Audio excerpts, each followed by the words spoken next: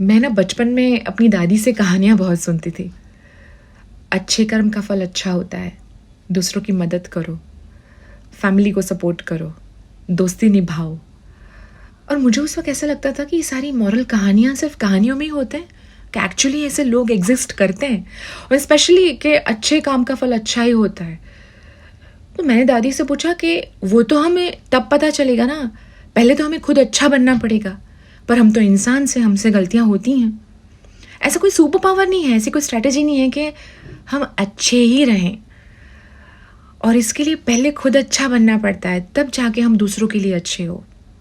और मेरी दादी ने मुझे एक ही चीज़ की है, ऐसी कोई स्ट्रैटेजी नहीं है, पर भगवान ने हम सबको ऐसा सुपर पावर ज़रूर दिया है, और ये सुपर पावर हम सबके साथ है, सबके पास है, चाहे इंसान गरीब हो या अमीर, छोटा हो या बड़ा, स्टेटस चाहे उसका कोई भी हो, लेकिन सबके पास ये सुपर पावर है कि वो अच्छा इंसान बन सकता है, ताकि दूसरों के साथ वो अच्छा ही रहेगा।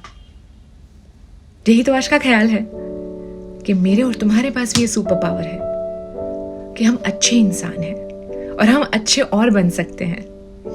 हाय, मेरा नाम जिया है और आप मुझे सुनते हैं ख्यालों वाली खिड़की में। मुझे बहुत सारे लोग डीएम करते हैं कि ओवर थिंकिंग से किस तरह से बचा जाए।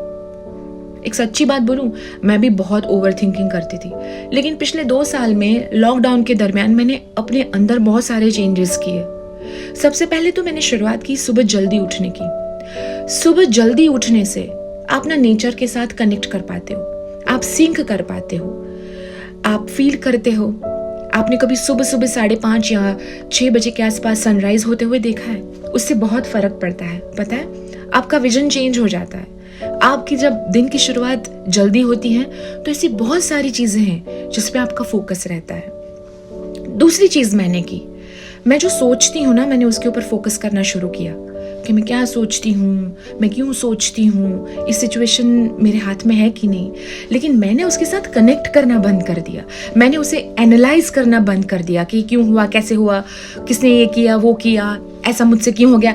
मैंने इन सब के पीछे स्टडी करना, रिसर्च करना बंद कर दिया। उसकी वजह से क्या हो गया कि मेरे जो थॉट बार बार मुझे डिस्टर्ब करते थे ना, वो स्टॉप हो गए, क्योंकि मैं एक थॉट से दूसरे थॉट तरफ जाती ही नहीं थी।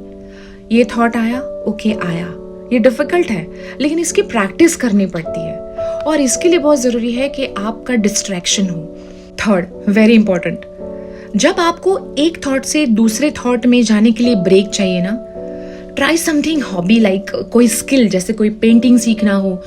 वैसे मैंने लॉकडाउन में जब मुझे बहुत थॉट्स आते थे, ओवर थिंकिंग करती थी, एक थॉट से दूसरे थॉट में जाने के लिए मैंने शुरुआत की हॉबी। मैं पेंटिंग्स बनाती थी, मैंने रेजिन सीखा, रेजिन वर्क जो आता है, आर्टिस्ट है। मैं किचन में अलग अलग रेसिपीज ट्राई करती थी। थॉट आने बंद हो गए, और एक टाइम पे ऐसा हुआ कि मेरा दिमाग खाली रहने लगा। जो चीज़ मुझे डिस्टर्ब करती थी उसे कहीं ना कहीं मैंने अपने हॉबी में, मैंने अपने स्किल में अपने आप को बिजी रखने की कोशिश की। इससे मुझे काफ़ी फ़र्क पड़ा।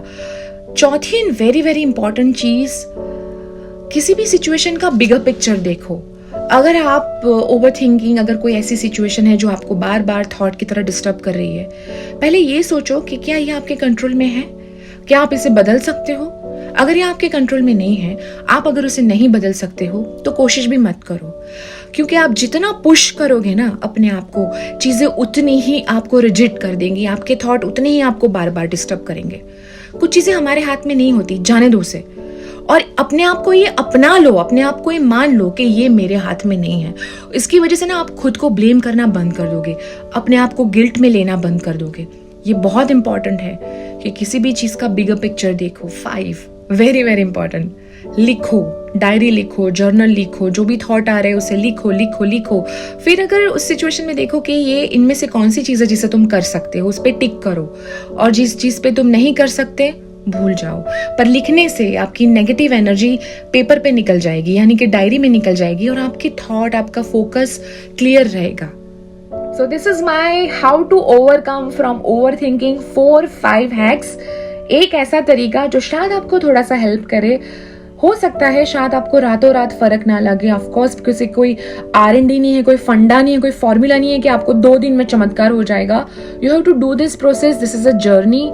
आप इससे प्रैक्टिस करोगे, आप में फर्क आएगा. हो सकता है आपको नेगेटिव थॉट आए, आपको रोना आए, आप ब्रेक डाउन हो जाओ, आप इनसिक्योर फील करो, पर किसी से बात करो, ऐसा कोई दोस्त जो आपको समझे, और बात करने से ही बात बनती है.